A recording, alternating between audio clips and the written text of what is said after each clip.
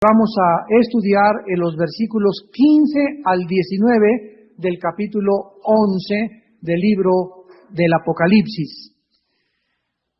Después de 3 días y medio, versículo 15, el séptimo ángel tocó la trompeta y hubo grandes voces en el cielo que decían: los reinos del mundo han venido a ser de nuestro Señor y de su Cristo, y Él reinará por los siglos de los siglos. Y los 24 ancianos que estaban sentados delante de Dios en sus tronos, se postraron sobre sus rostros y adoraron a Dios, diciendo: te damos gracias, Señor Dios Todopoderoso, el que eres y que eras y que has de venir, porque has tomado tu gran poder y has reinado. Y se airaron las naciones, y tu ira ha venido, y el tiempo de juzgar a los muertos, y de dar el galardón a tus siervos los profetas, a los santos y a los que temen tu nombre, a los pequeños y a los grandes, y de destruir a los que destruyen la tierra. Y el templo de Dios fue abierto en el cielo, y el arca de su pacto se veía en el templo, y hubo relámpagos, voces, truenos, un terremoto y grande granizo. La séptima trompeta, que a continuación vamos a estudiar, trae consigo todos los acontecimientos relacionados con el tercer y último ay de los juicios. ¿Recuerdan ustedes los 3 ayes que comenzaron a profetizarse en Apocalipsis 11, versículo 13?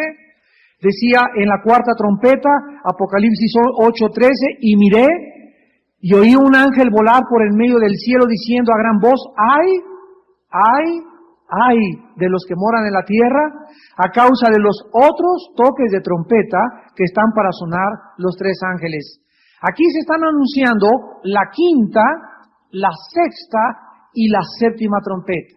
Y esta séptima trompeta que vamos a estudiar en esta noche es el tercero de los ayes. O sea que la primera, la cuarta, la quinta y la cuarta trompeta son juicios que ya estudiamos y que cayeron ecológicamente sobre el planeta Tierra. Pero a partir de la quinta trompeta son sellados todas las personas que Dios ha escogido para que cuando suene la quinta trompeta y los demonios salgan del pozo del abismo, que ya estudiamos también, atormenten a todos los moradores de la tierra durante 5 meses, menos los que van a estar sellados con el sello de Dios en sus frentes. Y sabemos que estas personas son los 144,000 judíos que estudiamos en el capítulo 7. La sexta trompeta, se desatan 4 ángeles que están atados. ¿Dónde? En el país donde se centra ahorita la atención mundial, en Irak. Ahí están atados, de acuerdo a la Biblia, los 4 ángeles más poderosos, 4 principados de Satanás, que van a ser desatados y van a dirigir a un ejército de 200 millones de demonios para venirse contra todos los habitantes de este planeta y contra los gobernantes de la tierra. Y en esta séptima trompeta produce el solemne anuncio de la gloria de Cristo viniendo a tomar a este mundo la posición, el control, las riendas y el dominio de los reinos de la tierra. La segunda venida de Cristo vendrá acompañada con los 7 juicios de las últimas copas, las cuales van a consumar totalmente la ira de Dios. Veamos a continuación el versículo 15 para comenzar nuestro estudio de Apocalipsis 11, y dice así: el séptimo ángel tocó la trompeta y hubo grandes voces en el cielo que decían: los reinos del mundo han venido a ser de nuestro Señor y de su Cristo, y Él reinará por los siglos de los siglos. Es importante que nosotros nos hagamos una pregunta. ¿Que antes de la séptima trompeta los reinos no le pertenecían a Cristo? ¿Que es hasta que suene la séptima trompeta cuando Cristo podrá realmente tomar y decir: todos estos reinos ahora están bajo mi control y son míos, porque ahora voy a instaurar o a inaugurar mi reino milenial? La respuesta es absolutamente sí. La Biblia nos enseña claramente, como lo vamos a demostrar, que los reinos del mundo quedaron bajo el control de Satanás. Desde el tiempo del huerto del Edén. Cuando la primer pareja, Adán y Eva, le dijeron a Dios, no queremos que tú nos gobiernes, en ese momento, esta primer pareja de seres humanos quedaron bajo el control satánico y bajo el dominio del reino de las tinieblas. O sea que la Biblia nos revela que Satanás, este querubín invisible, caído, perverso, cruel y sanguinario, tiene sobre este planeta un derecho legal de operar, un derecho legal de actuar. Y él tiene, como dice Efesios capítulo 2, el control de los seres humanos. Dice la Biblia que seguíamos la corriente de este mundo y del príncipe de la potestad del aire. La Biblia dice en Juan capítulo 12:31, Juan 12:31, que cuando Cristo se refirió a Satanás, escuchen el título que Cristo le da a Satanás. Ahora, Juan 12:31 dice, es el juicio de este mundo. Ahora, el príncipe de este mundo será echado fuera. Vemos que Cristo le llama a Satanás el príncipe. ¿Quién es un príncipe? El que sigue a un rey.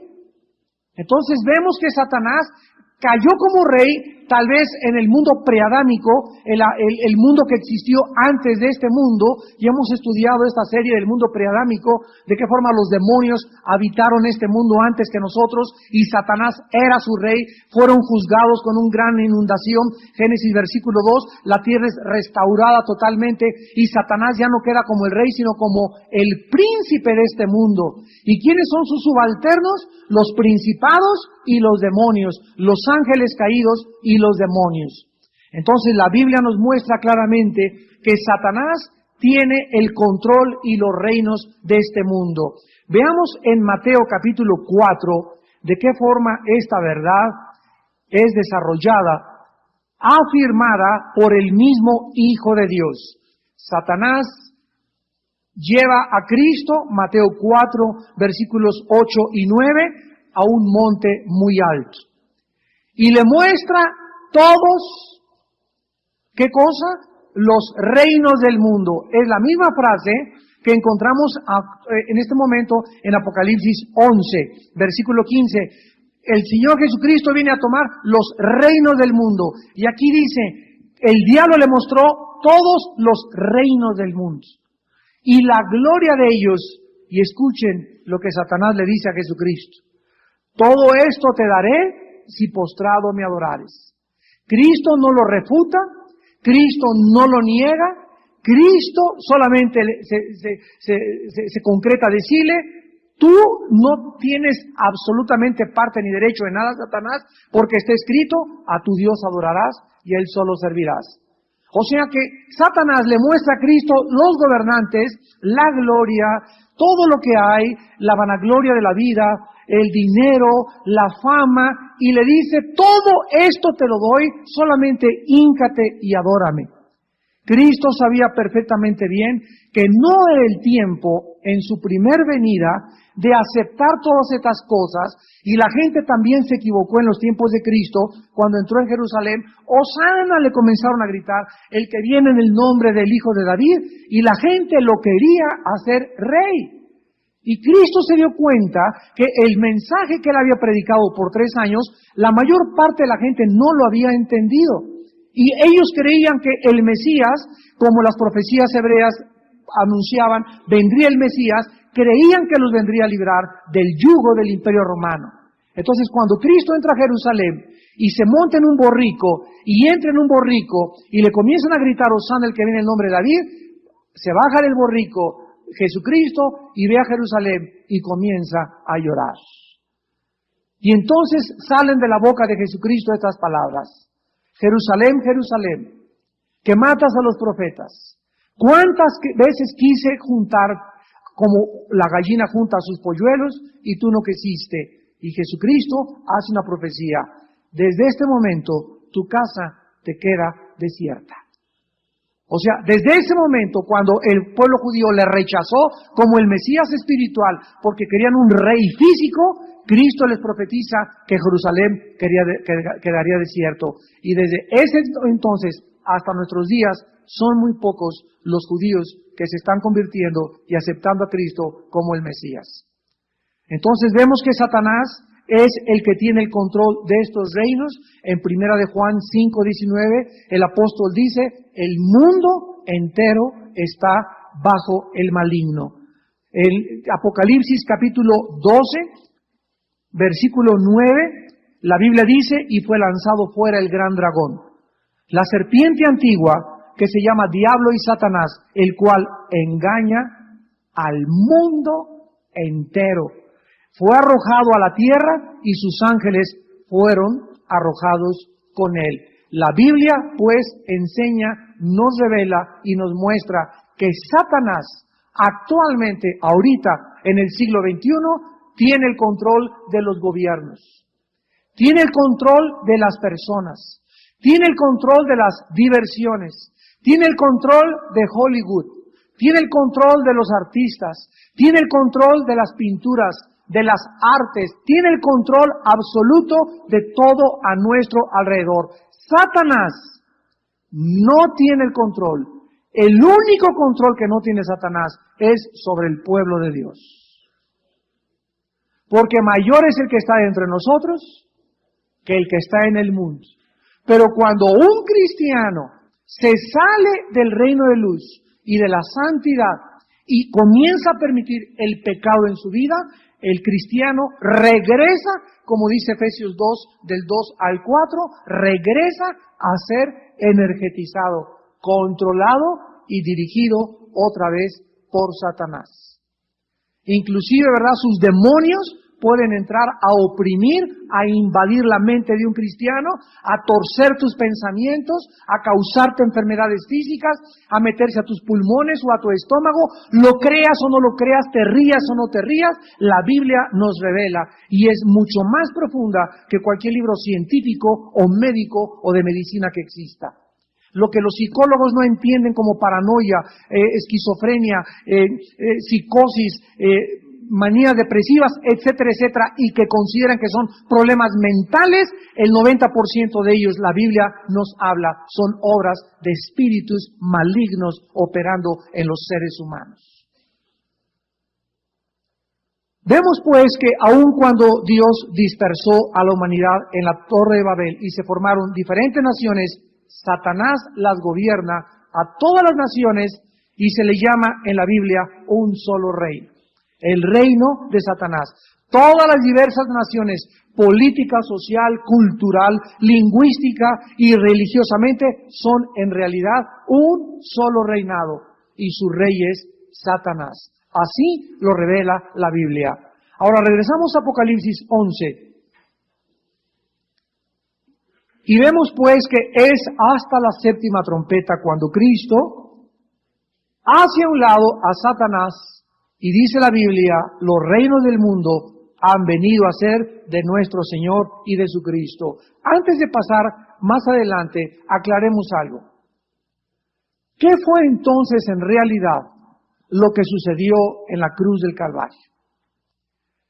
¿Qué fue lo que realmente sucedió con las potestades para que atados y para que fueran desenergetizados en cuanto a su influencia al pueblo de Dios?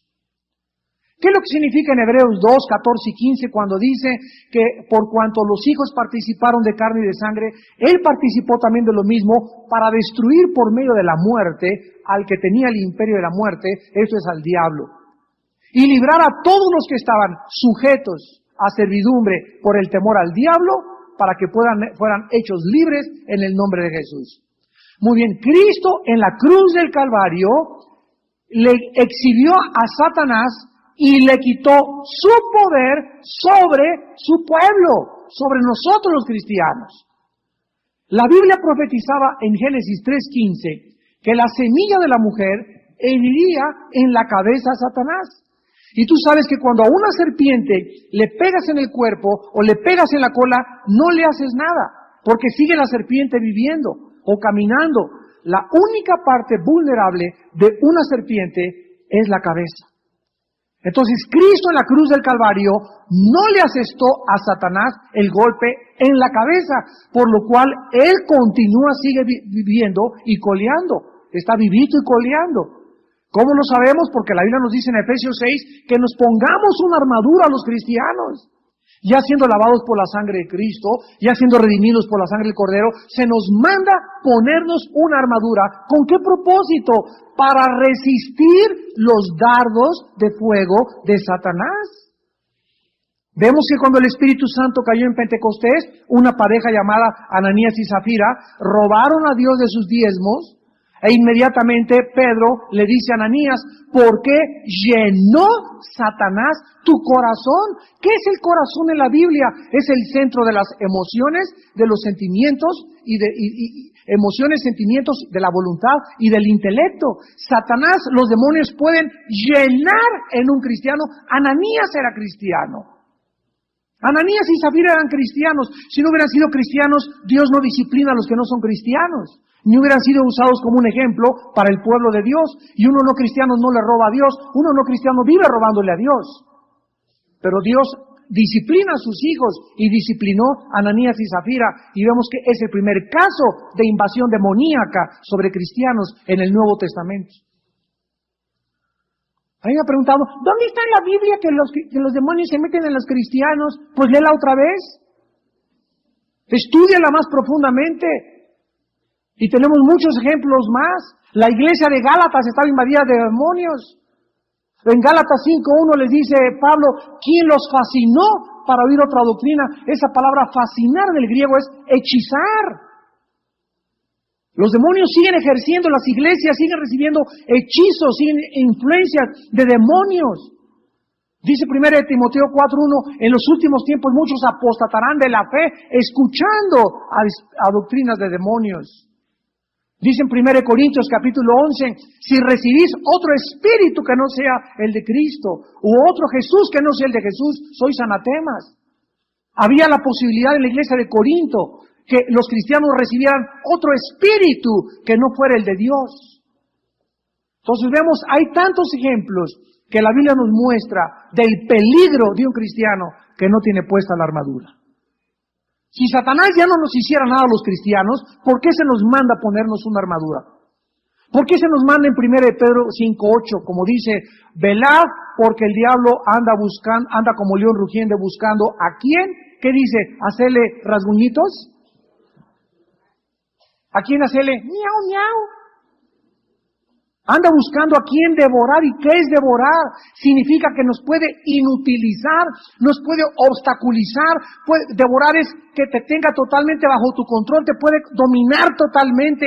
Y la única forma de evitarlo es velando.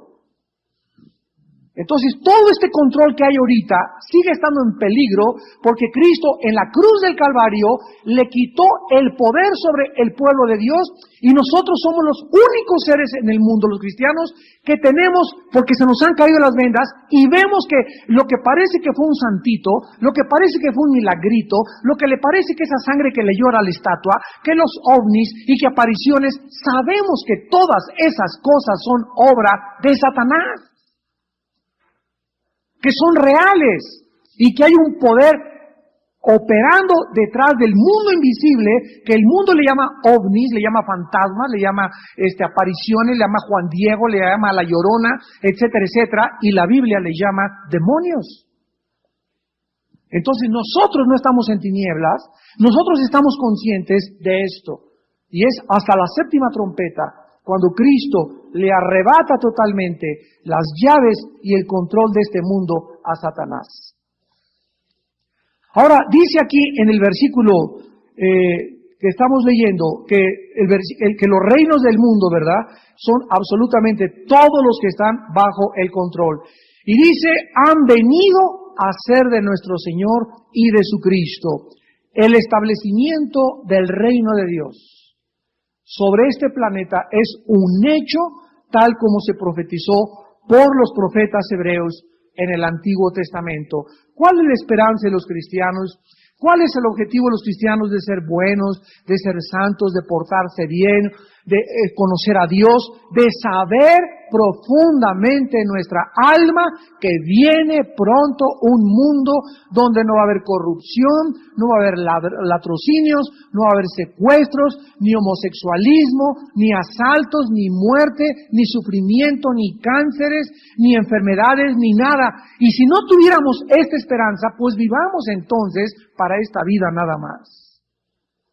Como dice en 1 Corintios el apóstol Pablo, capítulo 15, si mañana moriremos, bebamos y comamos. ¿Para qué le soy fiel a mi esposa? Si en este mundo el que no tranza no avanza. ¿Para qué soy honrado en mi trabajo? ¿Para qué mantengo mi integridad? ¿Por qué trato honradamente de hacer dinero y con tantos años cuando puedo asaltar un banco, puedo secuestrar y puedo tener dinero fácilmente o vender droga? ¿Por qué no hago esas cosas? Porque tengo el temor de Dios. Y porque sé que se paga en esta vida y se paga en la otra. Y porque sé que el mal está ya derrotado. Y mientras todo esto acaba, tenemos nosotros, como dice la Biblia, estar firmes y constantes, sabiendo que nuestro trabajo en el Señor no es en vano. Ahora, si tú tienes realmente esta esperanza, vives precisamente con ese temor de Dios en tu corazón. Dice la Biblia en Apocalipsis 21, cuidado que no os embriaguen y se llene vuestro corazón de glotonería y os sorprenda la venida de Cristo como ladrón en la noche.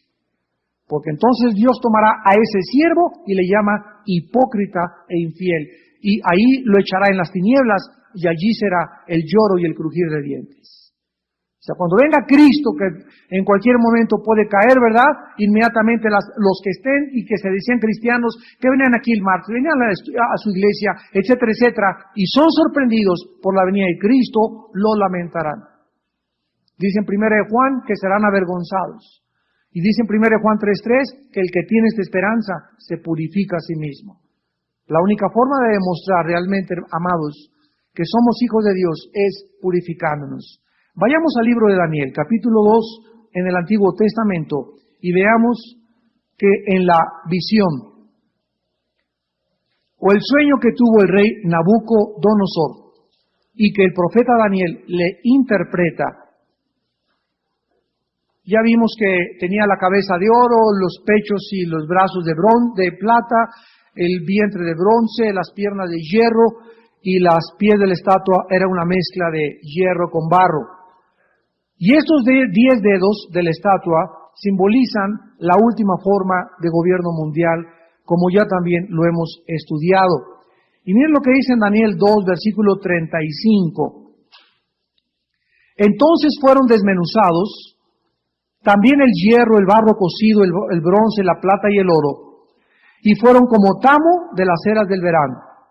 Y se los llevó el viento sin que de ellos quedara rastro alguno. Mas la piedra, o sea, la piedra es Cristo, que hirió a la imagen, fue hecha un gran monte que llenó toda la tierra. Versículo 44. Y en los días de estos reyes, el Dios del cielo levantará un reino que no será jamás destruido, ni será el reino dejado a otro pueblo. Desmenuzará y consumirá a todos estos reinos, pero Él permanecerá para siempre. En Daniel capítulo 7, versículo 14, y le fue dado dominio, gloria y reino, para que todos los pueblos, naciones y lenguas le sirvieran. Su dominio es dominio eterno, que nunca pasará, y su reino uno que no será destruido. Y el versículo 27, y que el reino y el dominio y la majestad de los reinos debajo de todo el cielo se ha dado al pueblo de los santos del Altísimo, cuyo reino es reino eterno, y todos los dominios le servirán y obedecerán.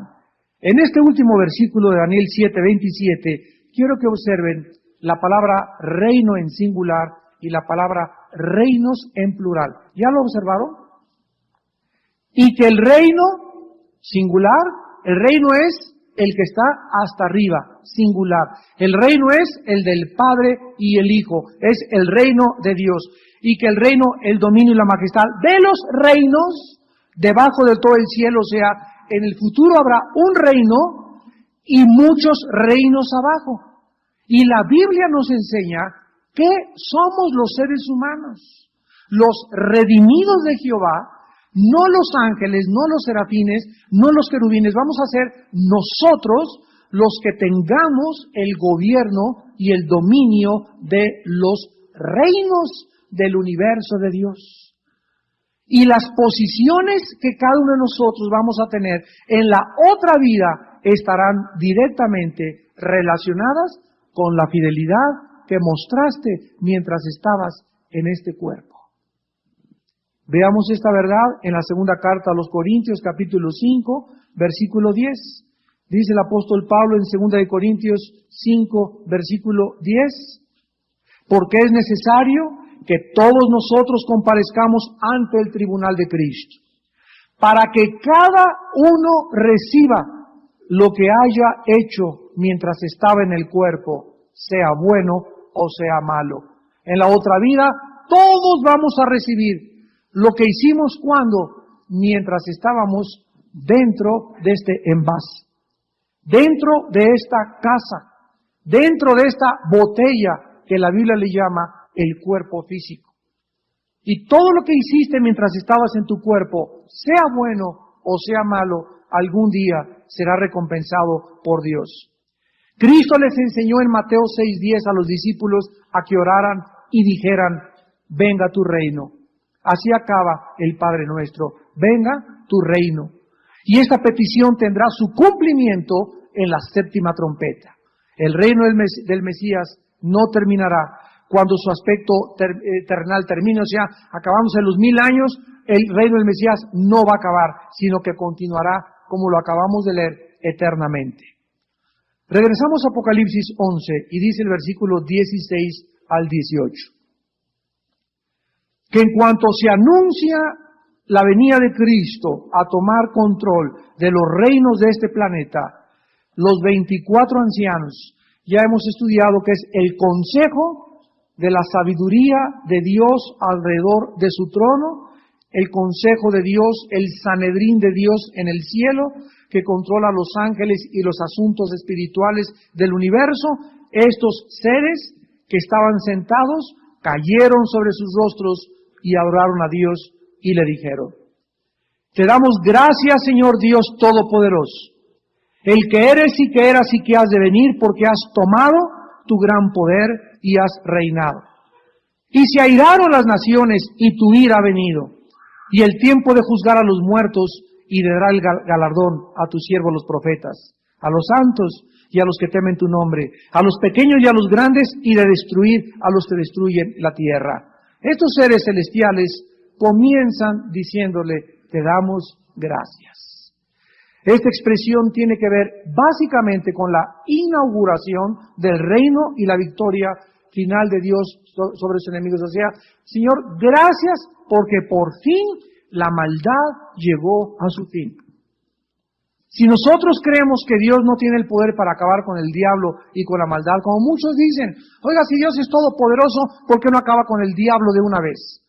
Una vez una persona me hizo esta pregunta y le contesté, dale gracias a Dios, que Dios no ha acabado con la maldad porque comenzaría contigo. Entonces dale gracias a Dios en esta noche que Dios no ha hecho eso, porque si lo hubiera hecho tú no tendrías oportunidad del perdón de tus pecados y la vida eterna. Dice en 2 de Pedro capítulo 3 que Dios es paciente, esperando que la mayor parte de las personas se salven y se procedan a arrepentirse. Entonces, esta es una de las razones por las cuales Dios no ha acabado con todo como lo podría hacer. Pero la Biblia nos dice que el hecho de que Dios no haya acabado con la maldad no significa que no viene un tiempo futuro cuando Dios terminará con la maldad. Y esto será en la séptima trompeta. Ahora vemos nosotros lo que los ancianos o este grupo de líderes en el cielo le dicen a Dios. Número 1, versículo 18, se airaron las naciones. Cuando los juicios de Dios caigan o comiencen a caer sobre el mundo y Satanás se ha desplazado y Cristo arrebate el control de este mundo, esto nos muestra a las naciones enojadas con Dios, enojadas con Cristo, por creer, ¿qué cosa? ¿Por qué se enojan las naciones? Porque los gobernantes creen que les pertenecen a ellos. Los gobernantes creen que se pueden reunir en un sínodo o en un lugar que se llama la Organización de las Naciones Unidas, y creen los gobernantes de Francia, de Inglaterra, de México, de Estados Unidos, que ellos pueden con su sabiduría, con los conocimientos de economía, con los conocimientos de sociología, con los conocimientos de psicología, ordenar, arreglar y resolver los problemas del mundo. Es un retrato del Salmo 2, donde dice, ¿por qué se amotinan las gentes y los pueblos piensan cosas vanas? Así comienza el Salmo 2. Consultarán contra Dios y contra su ungido, diciendo, rompamos de nosotros sus cuerdas y echemos de nosotros sus ligaduras. O sea, la Biblia retrata a las naciones del mundo tratando de ordenar el mundo, solucionar el mundo, darle soluciones a los problemas humanitarios, a los problemas económicos, morales, de educación, económicos, a través de la sabiduría humana. Y en el Salmo 2 dice la Biblia, Dios desde el cielo se está riendo. Dios los ve como chinches, dice en Isaías 40, que las naciones son como la gota de un cubo de una cubeta que cae. Como una gotita de una cubeta que cae, así son todas las naciones delante de Dios. En Job 12:24 dice la Biblia que Él hace errar a los gobernantes de la tierra y les quita el juicio. Al rey Nabucodonosor lo volvió loco Dios y permitió que perdiera la razón hasta que reconociera que el Altísimo gobierna sobre los gobiernos y los reinos de este mundo. Entonces, es una falacia, sería un error, sería caer en la idolatría. La iglesia, yo he dicho, ha caído en la idolatría en estos días porque la iglesia ha creído con los partidos políticos que un partido nos va a salvar, que ese presidente es la solución, que esa persona nos va a sacar, que ese señor es el que realmente estamos esperando. La Biblia dice lo contrario. Maldito el hombre que confía en el hombre. Ningún partido, ningún hombre, nadie puede traer ninguna solución, ningún cambio a ningún país hasta que el príncipe de la paz no descienda sobre el monte de los olivos a instaurar su gobierno terrenal. Mientras tanto, el mundo, de acuerdo a la Biblia, irá de mal en peor. Los hombres irán engañando y siendo engañados. Los gobiernos se corromperán más y más y más y más. No hay una época de Acuario, ni una época azul, ni una época de la nueva era, como se anuncian los falsos profetas. La Biblia dice que el mundo apostatará de la fe, que se multiplicará la maldad, que engañarán cada día peor, que se deshumanizará los seres humanos, que cada vez el carácter humano se corromperá más y más, hasta que venga Cristo a acabar con toda esta basura que nos rodea. Y mientras tanto, lo único que la iglesia puede hacer es sálvese el que pueda. El Titanic se está hundiendo. No nos manda Dios a levantar el Titanic o a levantar el mundo. Dios no nos dice que la iglesia va a salvar el mundo. Dios nos dice que gritemos, arrepiéntanse, que el reino de Dios viene. Ese es el papel de la iglesia. Cuando los discípulos le dijeron a Cristo en Mateo 13, arrancamos la cizaña, Cristo les dijo, no, déjenla que crezca con el trigo. ¿Hasta cuándo? Hasta que los ángeles vengan en el tiempo de la siega y aparten a los cabritos de las ovejas. Hasta entonces la maldad no podrá ser detenida. Entonces Dios no nos manda a acabar con los homosexuales, ni con los secuestradores, ni con los criminales, ni cambiar el mundo. Dios nos manda simplemente a dar un mensaje de esperanza. Sálvese el que pueda. Viene otro reino, viene otro mundo. Arrepiéntanse porque el día de Cristo se acerca. En segundo lugar dice la Biblia, y la ira de Dios ha venido. Frente a la ira egoísta e irracional de las naciones, está la ira santa y justa de Dios. Esta ira de Dios había sido detenida, como vimos ya. Dios está esperando que se arrepientan y que se arrepientan. Ha sido detenida hasta que los seres humanos lleguen a un punto donde Dios dice, basta. Con tu vida, con la vida de cualquiera que nos ha ido por la televisión, Dios tiene un tiempo cuando dice, Juan Pérez, hasta acá llegaste. Familia fulana de tal, hasta acá llegaron. Nación fulana de tal, hasta acá llegaron. Como lo hemos visto en la mayor parte de las naciones de Europa. La mayor parte de las naciones de Europa han sido abandonadas por Dios. Tuvieron su época de la Reforma, tuvieron su época de avivamiento, tuvieron su época de la predicación, tuvieron su Juan Calvino, su Juan Hus, tuvieron sus John Wesley, su George Whitefield, su Charles Spurgeon, tuvieron en la India tuvieron, ¿verdad?, todos estos grandes hombres que se levantaron y dieron sus vidas por ellos. Y sin embargo, rechazaron el Evangelio y Cristo dice basta. Y a México le ha llegado el tiempo del arrepentimiento en estos días. Nunca, como en la historia, en los últimos 20 años, jamás se había predicado el Evangelio en la televisión y en el radio como se está escuchando actualmente en la República Mexicana. Nunca en la historia. Tenemos 110 años. Estamos en diciembre del 2003. Tenemos 110 o 115 años que el Evangelio llegó. Y tenemos menos de 30 años que el Evangelio está alcanzando las clases medias altas en la República Mexicana. Por primera vez en la historia, y si ustedes no se han dado cuenta, es porque están demasiado ciegos. Pero es el tiempo de México, como lo podemos ver. Como podemos ver por qué Dios nos bendice, por qué está permitiendo esta propagación de los medios de comunicación, por qué nos ha mandado a 4 continentes, por qué está levantando maestros de la palabra, pero al mismo tiempo que Dios está haciendo eso, sabemos que está el diablo enviando también a su grupo de evangelistas satánicos. Nunca la iglesia había sido tan infiltrada por falsos profetas, por falsos maestros. Nunca había habido tantas herejías que se predican en las iglesias cristianas, en los púlpitos cristianos, como se están predicando en el siglo XXI. Jamás en la historia había habido tantas herejías. Y esto va de acuerdo a la palabra de Dios. En los últimos tiempos, muchos apostatarán de la fe. Dice en Romanos capítulo 2, versículo 4 al 11, acerca de la ira de Dios, anticipándola y advirtiéndonos. Romanos 2, 4 al 11, o menosprecias las riquezas de su benignidad, paciencia y longanimidad, ignorando que su benignidad te guía al arrepentimiento. Este pasaje nos enseña que Dios muchas veces no juzga ni castiga inmediatamente. ¿Por qué te ha permitido Dios ir tan lejos con tus pecados? Por su bondad y misericordia. Y hay personas que van y pecaron ayer y se moquetearon a su esposa anoche, robaron, se acostaron con su novio y siguen caminando y todo va normal, mi sueldo, todo, tengo salud, no pasa nada, y asumen que como no les ha pasado nada, pues Dios no ve. Dios no ve. Entonces se envalentonan o se animan a pecar más. ¡Qué triste! Porque el hecho que no te haya sucedido nada, ni que te haya pasado nada, dice Romanos 2, 4, es por la benignidad, paciencia y longanimidad de Dios, que quiere que te arrepientas sin que tenga que darte cuero. Pero si tú no te arrepientes, dice Dios, y Dios sabe si te vas o no te vas a arrepentir, viene el ramalazo. Viene como ladrón en la noche, cuando menos lo esperas, algo contra tu vida que te haga cimbrar y sacudir las fibras más íntimas de tu alma.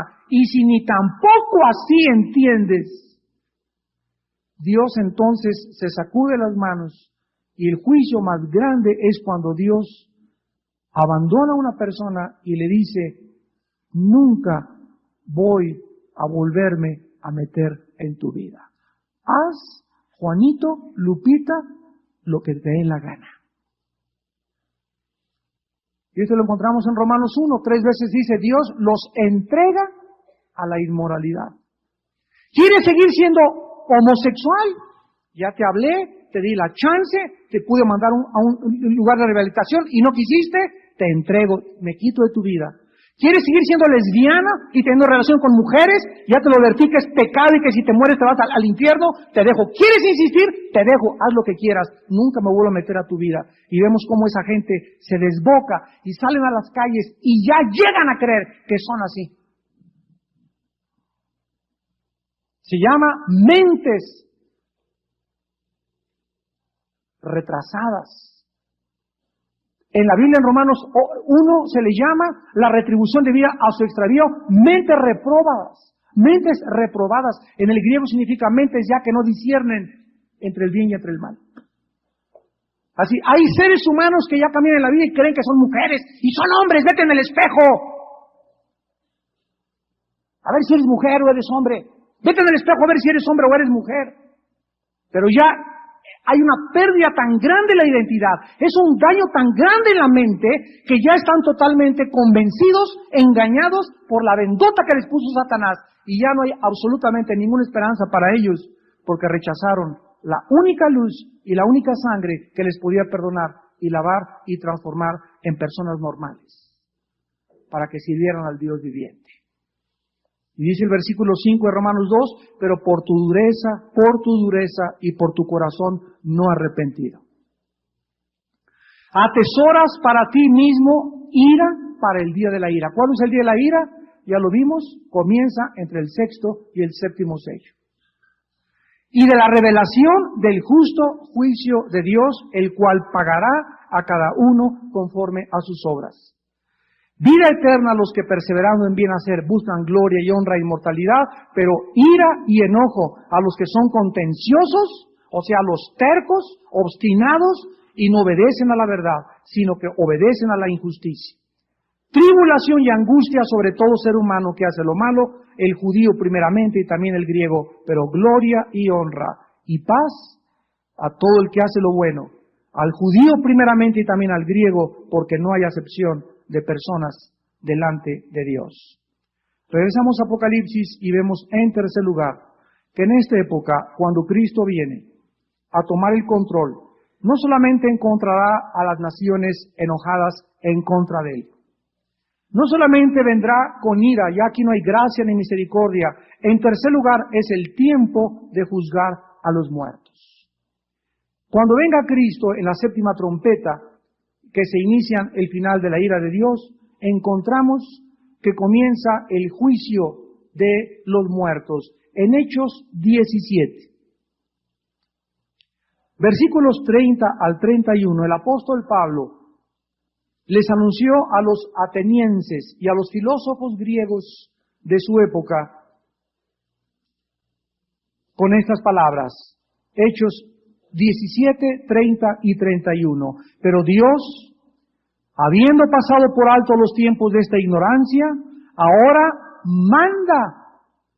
Fíjense, Dios en esta noche, tú que nos ves por televisión, Dios no te sugiere ni te pide, Dios te ordena en este momento que le estás oyendo que te arrepientas. Dios manda a los hombres a que se arrepientan en todo lugar, por cuanto ha establecido un día en el cual juzgará al mundo con justicia, por aquel varón a quien designó dando fe a todos con haberle levantado de los muertos. Por causa de que viene un juicio, por causa de que no venimos de los animales, ni somos el resultado de una selección natural, ni somos el resultado de la evolución, por causa de que somos responsables, agentes morales delante de Dios, y nos ha dado una mente para que pensemos, para que ponderemos, para que reflexionemos, para que escojamos entre la maldición y entre la bendición. Dios nos manda a arrepentirnos, porque hay un juicio que viene cuando tú mueras y cuando yo muera, con la única diferencia que el que muera en Cristo, su juicio ya tuvo lugar en una cruz. Porque la Biblia dice que cuando Jesús murió en la cruz del Calvario y una persona le acepta como su Salvador, en ese momento pasamos, Juan 5:24, de la muerte a la vida y no vendremos a juicio, a condenación. Dice Romanos 8:1, ninguna condenación hay para el que está en Cristo Jesús. Entonces, cuando nosotros muramos, vamos a enfrentarnos a Cristo como nuestro Salvador. Y los cristianos vamos a pasar un juicio que se llama el tribunal de Cristo. En el griego, el bema de Cristo, donde vamos a recibir recompensas o perder recompensas, donde se nos asignará quién va a ser presidente de esa galaxia, presidente de esa nueva nación, quién va a ser el vicepresidente, quién va a ser el tesorero, quién van a ser los barrenderos, quiénes van a ser los obreros. Dios asignará en la otra vida las posiciones y los puestos de autoridad a todos nosotros en relación a nuestra fidelidad y santidad mientras estábamos en el cuerpo. Por eso no nos cansemos de hacer el bien y de seguir sembrando. No nos cansemos, no desmayemos. He aquí vengo pronto y mi galardón conmigo para recompensar a cada uno según su obra. Así acaba la Biblia en Apocalipsis 22. Por causa de esto, Dios nos manda a que nos arrepintamos. Vean ustedes este juicio en Apocalipsis 20, al cual se van a enfrentar no los cristianos, sino los no cristianos. Se llama el juicio del gran trono blanco. Y la Biblia nos da muchos detalles de lo que va a pasar en ese juicio. Apocalipsis 20, versículo 11 al 15. En este juicio, repito, es cuando resucitan los muertos, los no creyentes, para presentarse, y dice Juan, vi un gran trono blanco, y al que estaba sentado en él, de delante del cual huyeron la tierra y el cielo, y ningún lugar se encontró para ellos. Vemos que este juicio se llevará a cabo cuando vengan los cielos y la tierra nuevos. Y di a los muertos, versículo 12, grandes y pequeños de pie ante Dios. Este grande y pequeño significa los altos y los chaparritos. Significa los grandes, los reyes, los príncipes, los presidentes, los gobernantes, los que fueron premios Nobel o que adquirieron grandes, y los más pequeños, humildes, indígenas, seres humanos marginados, tanto los pobres como los ricos, ahí no habrá distinción, serán juzgados delante de Dios. Es interesante que dice la Biblia que estaban de pie. De pie. Parados todos los muertos. ¿Por qué no estaba nadie? Señor, ahora sí, Señor, te pido que me perdones. Y ahora sí es cierto, Chirrión, es cierto, Dios mío. Damas y caballeros, en el juicio del gran trono blanco, nadie va a estar de rodillas, porque en ese juicio se acabó la misericordia y la gracia. Nadie ahí tendrá otra oportunidad, como dice la falsamente teoría de la reencarnación, que después de muertos habrá otra oportunidad y regresarás en un toro, en una vaca, en un chivo, en el chupacabras, etcétera, etcétera. Después de muerto, dice Hebreos 9:27, está establecido a los hombres que mueran una sola vez, y cuando tú mueras y cuando yo muera, no hay, de acuerdo a la Biblia, otra oportunidad. Por eso están de pie.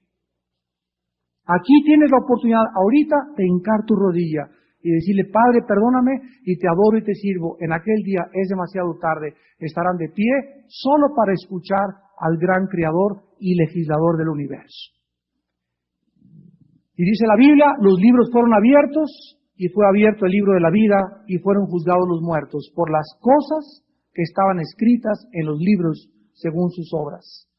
Y aquí, cuando lleguemos a este pasaje, lo vamos a estudiar con detenimiento, pero nos damos cuenta que todo esto va a acontecer en la séptima trompeta, que contiene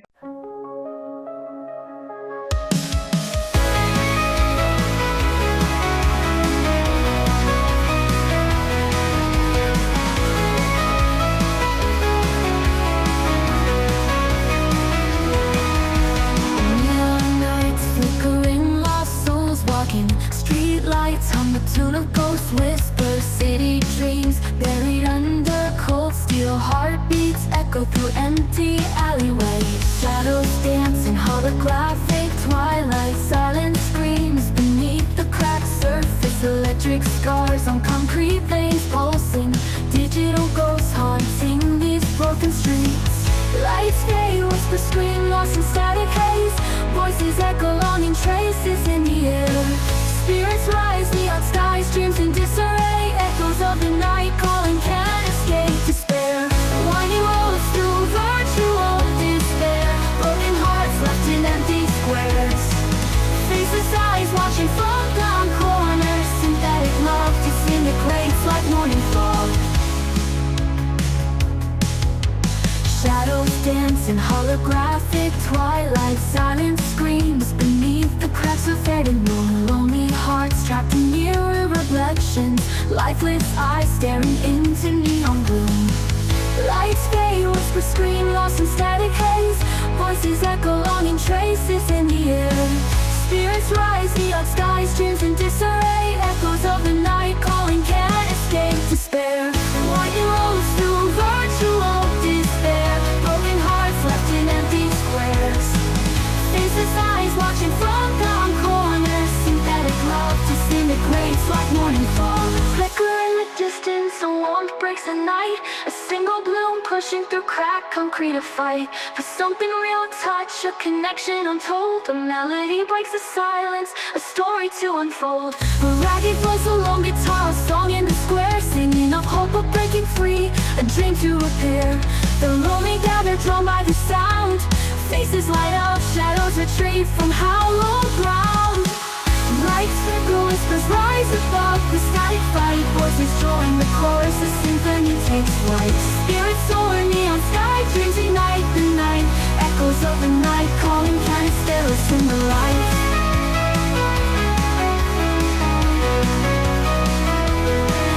In the heart of the silicon, a crack begins to mend. A human spark, a firefly, a love that will transcend the artificial night. A city starts to breathe.